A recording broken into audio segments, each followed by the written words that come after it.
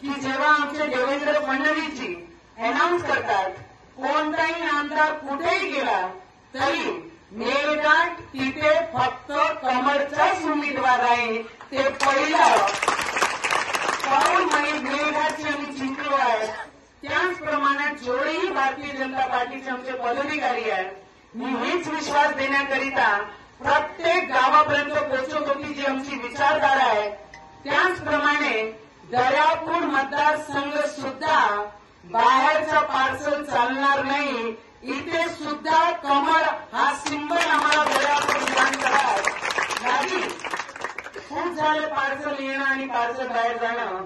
आत्ता वारी आहे आमच्या अमरावती जिल्ह्याचाच उमेदवार दर्यापूर मतदारसंघात आम्हाला पाहिजे आणि ते सुद्धा फक्त कमळचे सिंबलवरच आम्हाला आमचा उमेदवार लागेल. त्याकरिता आपण सगळे प्रयत्न करत आहे आणि त्या गोष्टीसाठी मी जेवढेही पदाधिकारी आमचे तालुका अध्यक्ष काळेभाऊ पासून माजी आमदार बुंदिले साहेब, आमचे ताळेभाऊ, सगळे गोपाल भाऊ आणि आमचे कोकाटे काका, सगळे जेवढेही लोक मेहनत करत आहेत.